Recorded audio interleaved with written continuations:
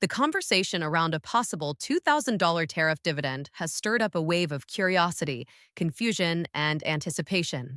People everywhere are wondering whether a new stimulus style payment is actually on the horizon and, if so, who might qualify. The idea resurfaced when President Donald Trump recently emphasized that his administration intends to issue these dividend checks to what he described as individuals of moderate income, projecting the rollout for some time in 2026, specifically before the midterm elections.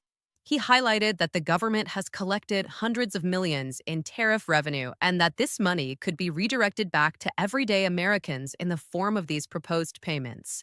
According to Trump, these checks would potentially amount to thousands of dollars for those in the middle income bracket, while also helping chip away at the national debt, which he blamed on the previous administration. This announcement followed a previous update where he clarified that the payments would not arrive before the holidays this year, pushing all expectations into next year instead. But despite the buzz, the tariff dividend remains just an idea with no formal structure or concrete proposal behind it. Budget and tax experts have been quick to point out major gaps in the math.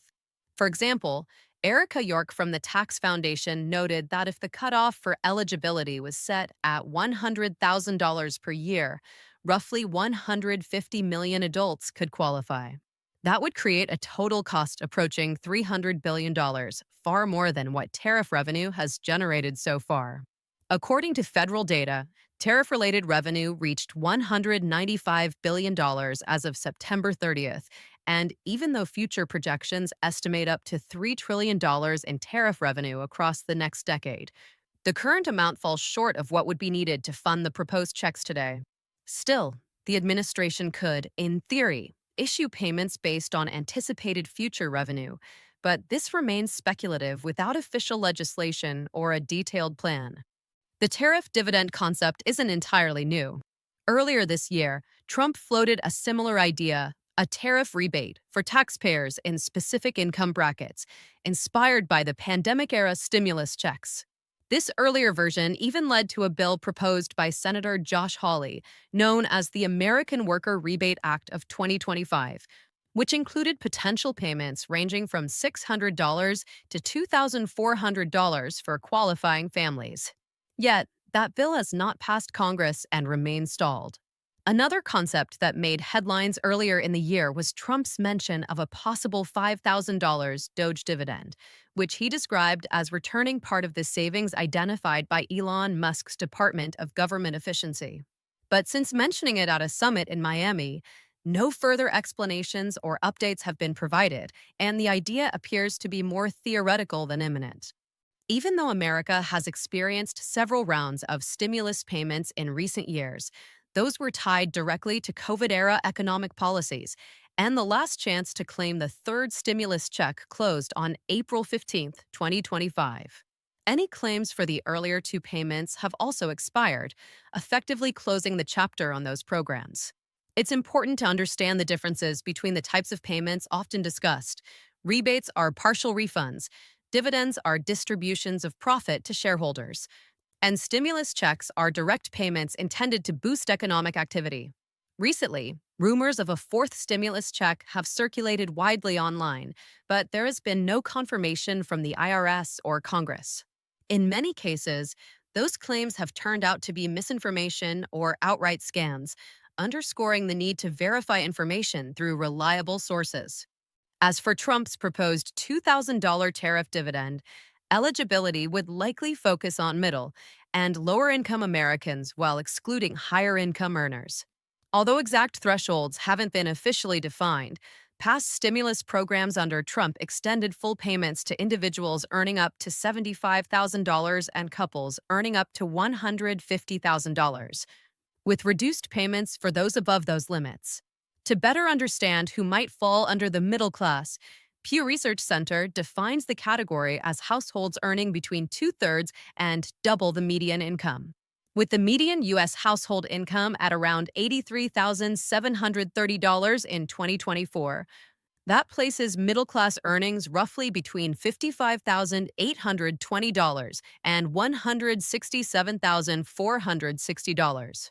Income brackets, however, vary dramatically depending on location. States like Massachusetts, New Jersey, and California have median incomes above $95,000, while states such as Arkansas, Louisiana, and Mississippi fall under $60,000. Even cities show major disparities, with places like Arlington, Virginia, or San Jose, California reporting median incomes above $136,000, while cities like Cleveland or Detroit sit below $40,000. Despite the growing conversation, the crucial takeaway is that nothing about the $2,000 tariff dividend is finalized. There is no approved policy, no established income cutoff, and no official payment timeline beyond Trump's suggestion that 2026 is the earliest realistic date. For now, the proposal remains more of an emerging political idea than a guaranteed financial benefit for Americans.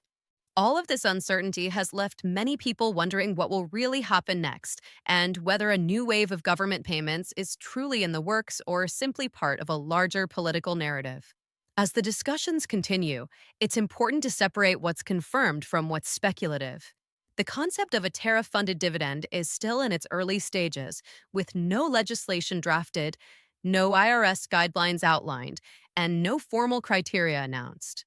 What we're hearing now are broad sketches, ideas floated during speeches, hints offered in interviews, and projections made during campaign related events.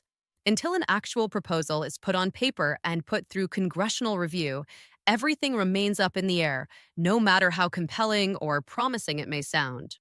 Even the timeline for the potential payments is loosely defined. Trump has made it clear that the checks would not be arriving this year or any time during the holiday season. Instead, he has emphasized that 2026 is the target window, sometime before the midterm elections. This timing alone suggests that the payments, if they materialize, could become a major talking point or push during the political cycle, especially as debates over economic policy, tariffs, and national debt come into sharper focus. That connection to political timing has led many analysts to point out that the proposal may be more strategic than immediate, designed to bolster public support while still giving the administration time to craft the necessary policy groundwork. When it comes to who might qualify, the income debate remains central. Trump has repeatedly emphasized that the dividend would go to lower and middle-income Americans, intentionally excluding high-income earners. But defining those categories is not always straightforward. Middle class, for example, varies widely depending on geography.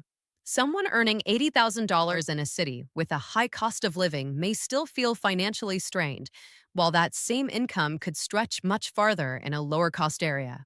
That's why experts often use more flexible ranges to account for household size, local economy, and living expenses. Pew's breakdown helps provide a rough guideline, but the federal government would still need to establish the official income limits before any payments could be distributed. The conversation also touches on how these potential payments compare to the previous stimulus checks that Americans received during the pandemic. Those checks were intended to quickly boost spending and stabilize households during a period of unprecedented economic shutdowns.